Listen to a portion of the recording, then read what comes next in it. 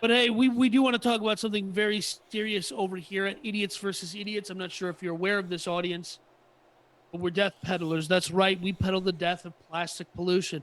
Not only does liquid death murder your thirst, 10% of every can sold goes to end plastic pollution. Let me tell you something, friends. It is a superior water delivery system. You can use code IDIOTS10 at liquiddeath.com. You can get two free koozies with your order. Now, this Facebook tried next, to accuse us of drinking beer. That's what Facebook tried to do. Facebook tried to accuse us of drinking beer. yeah, and I also got accused of that by a police officer while I was driving around drinking one. And it's like, Um, no, no, well, I went to high school with liquid the death. guy, so it was fine. Um, Liquid death. but this next story is, hey, stop trying to make flying taxis. You know what? We talked about this several weeks ago. Yeah, this is a When follow up to our story from several weeks ago. well, and like you said, it's a little different in that we talked about how Uber sold its flying car division, which Did was you even then know Uber even had a flying car we division? didn't at the time, and now here it is several months later or a couple of months later, and we're talking about it again. And now we've been talking about here a lot here recently about companies going public and SPACs versus an IPO, that kind of Right. stuff. Here is yet another company that is starting that wants to go public. Joby, is it Joby? Joby, Joby, I think right? it's Joby Aviation. I got a cousin named Right. Joby. So. There you go. So Joby trying to go through an SPAC with an initial valuation, because Danny makes fun of me when I say evaluation, Yes. valuation of $6.6 billion. Again, how are they getting this value? This is not a company that currently does anything. And not even, okay, let's just, for the sake of argument, because this really gets me, this whole SPAC, what they call blank check companies, which, by the way, if you're looking for an investor, they're looking at doing the SPAC with Reinvent Technology Partners. R as in Yep. Robert, T as in Tom, P as in Paul is their stock ticker. Currently, as of today, trading at about $10.50 a share. But so if you're interested, say, hey, this is going to be something, there's your stock ticker to buy that will eventually be Joby Aviation, blah, blah, blah. Anyway, my point is, it's driving me nuts. Let's make this simple, right? What is this idea? This idea is we pick you up here and we drop you off there, trying to make it as low cost as driving your car, right? That's their idea.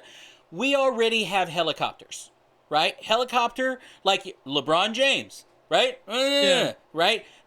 There are helicopter pads. These rich people have helicopter Wait, pads. why did you say LeBron James? LeBron.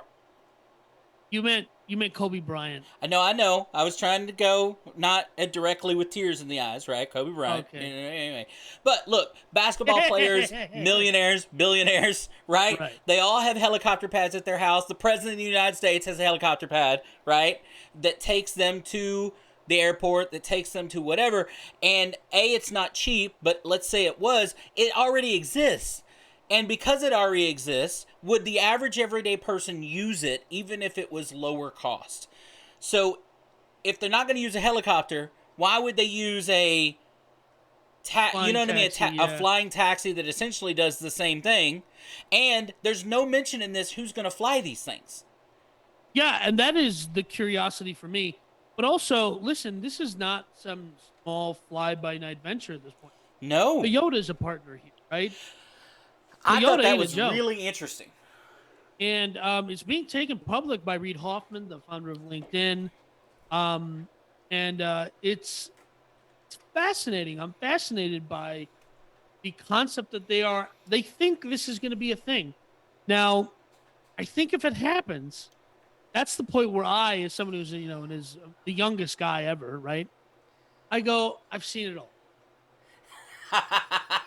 You finally get your flying cars that we've all been promised for the last 50 years. You're taking it too far. Well, You're making look, my pictures look like they're turning their head, and now the cars are flying. No thanks. look, I don't know if it will be a thing. They're saying by 2024, right, to open up their first market. There's a lot of things that have to happen. I think, like you, when I read, okay, not only is Toyota in this, Toyota is allowed. The only thing that might make this somewhat of a reality is they're not only in this, they are sharing access to its supplier network. So basically saying, hey, all these contracts we have with these companies to make parts, to make, whatever, we're sharing that with this company, which brings cost of parts and tools and everything else down. Listen, my only curiosity is, the thing that makes helicopters expensive is the engine and the fuel it takes to run Right. these things. And then obviously is like it loud as the Dickens helicopters. Why everyone wears Right. headsets. Mike, I'm just wondering, like, what are they thinking? Is my curiosity is this electric? They're going to use some sort of electric propulsion system because those flipping jets on a helicopter. I mean, those are like nuts. It's wild. Well, but again, you're talking about, FAA rules and guidelines. Helicopters, planes, things that fly have to, at least the traditional things that fly, right, have to have checkups every certain thousands of Right. miles, hours, No, I mean, right? the comedian Bill Burr talks about how he's got his helicopter pilot's license just as a goof. And he's like, yeah, the biggest thing is like you have to go through pre-flight every single time, Yeah. Well, right? and that's why I'm curious who's going to drive these things. Right. And so I'm wondering if there's some combination of the people on the technology side of this saying, hey, listen, we are so close to getting good self-driving cars. And if we take that existing technology and pair it with existing autopilot, there is some synergy here to where we can actually make these things self-flying, and they just land back at their at a home base location where they're checked out like somebody is examining them. That person's stationary, right? And that You have person's two just spots, right? It goes here, it goes there. yeah. Well, and again, let's say that's the case, you still have to insure them, right? Who's going to insure these things? Right. Rental And car then the companies, birds. you still have to have an insurance, right? I mean, Right. so Yeah. so who's going to insure these things, especially if they're self-flying? Who's going to and if something bad happens, and look, the helicopter industry has gotten away with this by the people that manufacture helicopters aren't responsible for it. Right. If the helicopter goes down, you're suing the company that bought the helicopter, Yeah. right? Because they've been able to separate themselves, From the the behavior, manufacturer, yeah. away Yeah. from it. By as soon as I sell it, these people are responsible. So in this case, they're trying to manufacture it. They're trying to be the company that runs it. They're trying to be all of it. I think that's a disaster. Yeah. But Toyota's $620 million into their investment.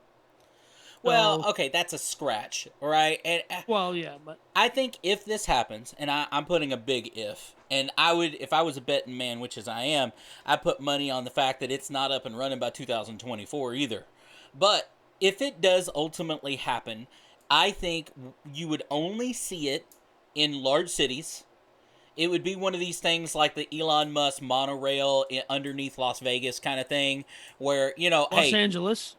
No, well, no. It started in Las Vegas, right? Oh, started okay. in Las Vegas. But anyway, the point is, okay, how many of those are you actually going to see? You're going to see one in Vegas. You're going to see one in L.A. Maybe ultimately you see one in, Austin or how many?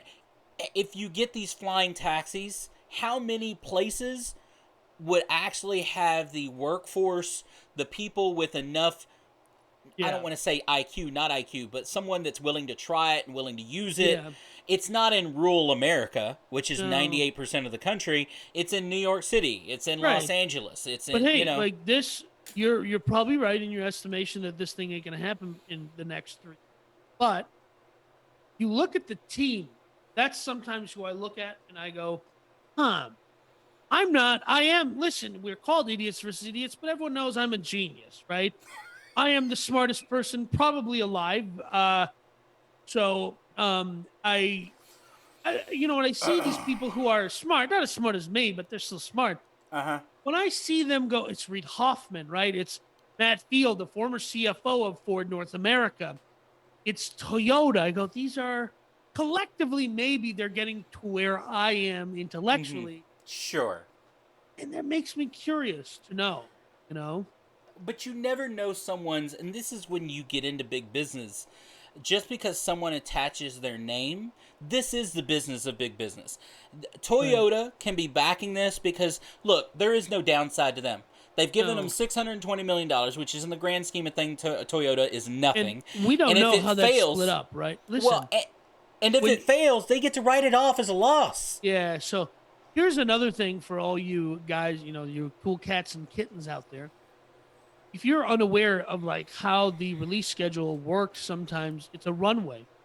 They don't. A company might say, "Hey, we're investing $100 million into your Mm-hmm. technology," and you go, "Okay." They didn't just write $100 million check. They No. didn't just wire 100 million. They said, "Okay, you're getting 100,000 today. Then if you show progress in a month, we'll give you another 100,000, and if you show progress a month after that, you'll get 250,000." That's how it works. So they said we're investing 200 or 620 million. In reality, their investment may never come to fruition at that number. Their Well, investment might get to 50 million and they go, "We're writing the 50 million off, it's done." And listen, that has happened before. A company called Microsoft wrote off in the entirety of Nokia for a bajillion dollars. Well, look, and there's a billion ways to slice that pie. That's only one way, right? There are some investments where you get X number of dollars up front. There are some investments where and this again comes out to, it gets me just like on the first story when people use words like technology and whatever. Right. Investment They is this use broad, buzzwords. yeah, this The broad term. buzzword. It could be $620 million by Toyota. 300 million of that could be a existing pre-order that if they actually get these things made, we're going to buy $300 million worth of taxis Yeah, from you. there's But they yeah, get to say that up front, that Toyota's right. giving us $620 million, and they don't have to explain, like you said, how they're getting it, when they're getting it, what the things are to And get it. listen, this is public relations, right? This is marketing. It's about creating sentiment. So they create a sentiment in the mind of the consumer, the retail investor. Toyota's invested.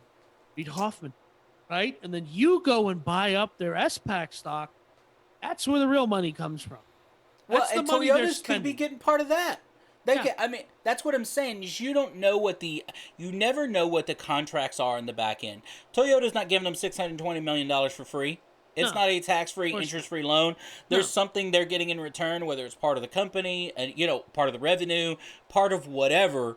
They're getting their share. So again, this is the business of big business. There is very little risk. I guarantee you, Toyota putting this $620 Otherwise, million in, they're otherwise they getting wouldn't do that. they're going to get their money back plus something, Yeah. Of no matter what, to this company. course. If it never makes a car, like Yeah. I said, at the very least, it could be a $300 million write-off. Is this a car though? Can we call? I mean, my issue is, and this is, we're gonna close the segment on this argument, and then Big Man's gonna read his ad read. But um, at this point, is this a flying car or is this a mini helicopter? Because to me, I don't even like calling electric cars cars. Okay, Right. if a car has to go vroom vroom, it has to do that. Well, That you're is a the car minimum. purist, right? You're a car Yes, purist, yes. I'm but a who's car going to regulate it? enthusiast. Who's I'm a going to car regulate enthusiast. this? The aviation Well, industry? The let car me tell you industry? something. Let Is me it tell going to you have something. emission standards? Is it going to Listen, have... the government loves regulating. Okay, there's going to be 6 different agencies that are really like, we all get to regulate this at the same time. I'm just saying, you got something flying through the air. You're even I talking know. about who tracks it. There's going to have to be Yeah, flight plans to protect of planes course. and short. Well, because then because like you have to file right now, like because like I said, I am one of the youngest people alive. I'm also a genius, probably the smartest person in the world. Sure, But sure. I'm also abundantly wealthy. And what some of you who fly commercial may not know is when if I dial up my pilot right now, Ralph, and I say, "Hey, Ralph, I want to be wheels up in 30 minutes." He's like, "No, we need time to file a flight plan with the FAA." So it's not like I can just say I'm going to go for a drive and we're going to go wheels up and fly over up to Oklahoma to go to the Windstar Casino and play some blackjack today, right? Can't do that. File a flight plan. We can't get up in the air for like least a couple hours. Sure, sure. Um, Now, personal aircraft doesn't fall into that, which he would No, know, being the no, smartest person. no, hold on. No, personal It aircraft, does. only Personal. certain size, like, yes, personal jets, Yes. but your independent 1 or 2, 3-person airplanes Right. that fly out from small airports, which we have one in the neighborhood right here, Yes, that I people know. take off and land all day long. Yeah. As long as they stay under a certain number of feet, they don't have to Yes. put any, you know what I mean? And they have to There's no stay away flight from plan. certain safety air zones. Yeah, I Could know. this fall under that same thing? Where they That's very don't, possible. but if they don't have to, but they're going to have, being Yeah, but that's here's the a thing. private versus company, No, right? that's A just, company's going to have to put a flight plan. But- We're going right. from here to here 15 times a day.